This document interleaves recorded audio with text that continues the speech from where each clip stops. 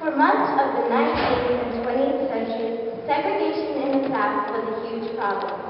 Many African Americans lived lives of poverty. They had to use separate restrooms and drinking fountains, and they were forced to stand or ride in the back of buses and trains. Schools for blacks were underfunded, and they were always treated as the lowest class. This was the life that Wilma Rudolph lived as a child.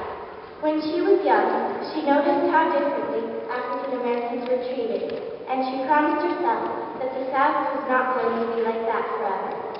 In 1960, Wilma Rudolph, an African American runner who had suffered through many illnesses as a child, became the first American woman to win 3 gold medals in the Olympics. In doing so, she won respect for African American women in the male-dominated sports world, and through her leadership, inspired many young athletes with diseases, young minorities, and young women to pursue their goals.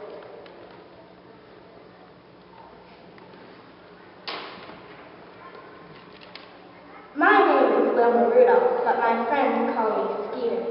My high school basketball and track coach gave me that nickname. He said, "Wilma, you're just like a skeeter.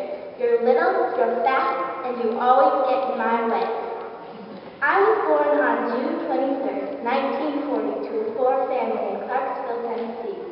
I was the 20th of 22 children. When I was 6, I realized there was something wrong with me. I was sick, and I wasn't going to school. It turns out I had polio. The doctor said I would never walk again, but with my mother's hard work and support, I gradually healed from this disease. I had to wear a very big and uncomfortable brace all the time, and it wasn't until I was 9.5 years old when I first took off that brace and went out in public without it. From that day on, people were going to start separating me from that brace, start thinking about me differently. I started right in playing basketball. In 8th grade, I joined the track team, and without practicing any form of technique, I won every race I entered. It wasn't until 10th grade that I realized I needed to not just rely on talent, but also form and technique.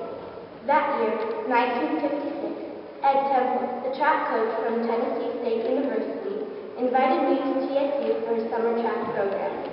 I learned so much there, and by the end of the summer, Coach Temple had invited me to the Olympic trials in Seattle, Washington. At the time, I had no real idea that the games consisted of competition among countries all over the world. I thought they were just some big track meet somewhere. I went to the trials and qualified for the 1956 Olympics in Melbourne, Australia, in the 200 and the 4x100 meter relay. In Australia, I got a bronze medal in the relay, but I was determined that 4 years from then, no matter where the Olympics were held, I was going to be there, and I was going to win a gold medal for the United States. After the Olympics, I finished high school and went on to college at TSU. I was on the track team there, and I started training harder than ever. Right before the 1960 Olympics, I ran at Nationals in Corpus Christi, Texas. This was an important event because the best runners from this event were invited to the Olympic trials. I ran well at Nationals and even set a world record in the 200 meters. As a result, I was off to train for another Olympics.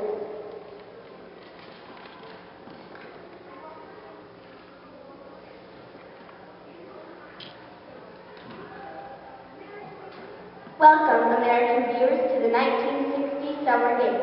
Here in Rome, it's been over 100 degrees, which seems to be the perfect temperature for one rising star from Clarksville, Tennessee. 20-year-old Wilma Rudolph has won all 4 of her trial heats in the 100 meters and is favored to win the 100 and the 200.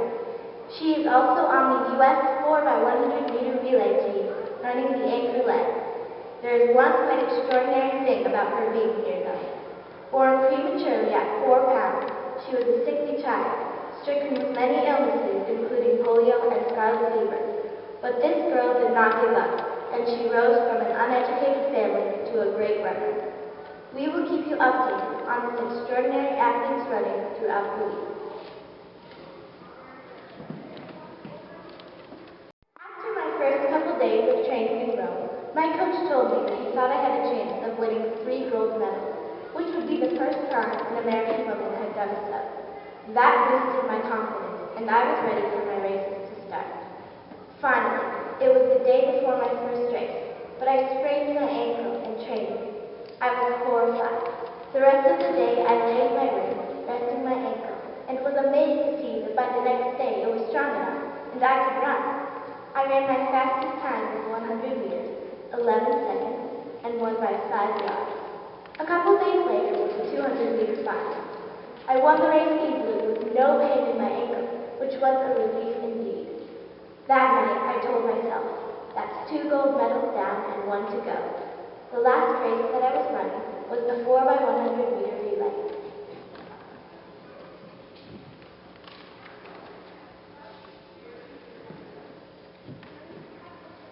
Here we are at the Olympic Stadium where the 4x100-meter relay team just finished their race. We saw some tight competition today between the Russians, the West Germans, the British, and your own Americans.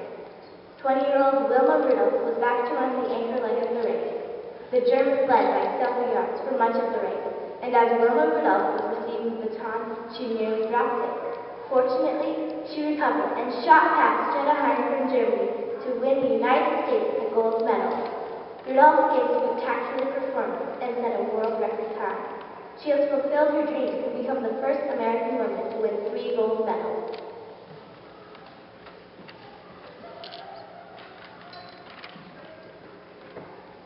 After I came back from the Olympics, my segregated hometown organized a celebration to honor my running.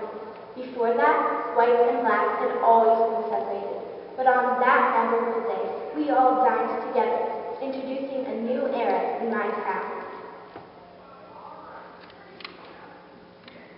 I'm still proud to be the reason for that. In 1961, I met President Kennedy and talking to him in the White House. He told me, "It's really an honor to meet you and tell you what a magnificent runner you are."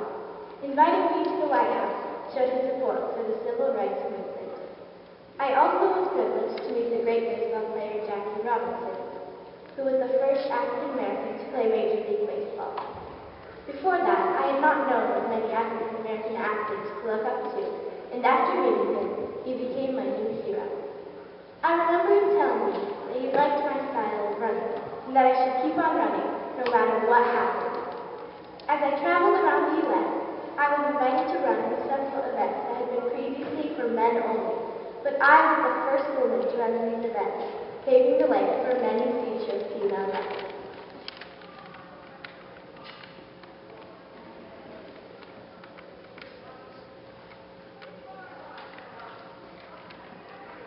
Today, November 12, 1994, we received the news that Wilma Rudolph, former Olympian and fastest woman in the world in her time, died of cancer.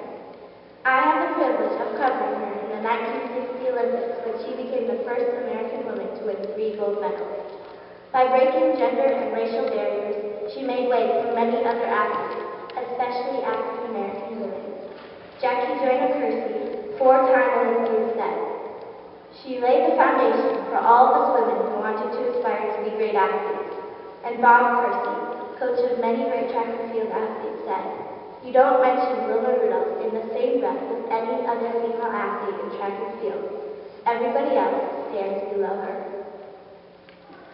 Wilma was inducted into the Olympic Hall of Fame in 1974 and the Track and Field Hall of Fame in 1983.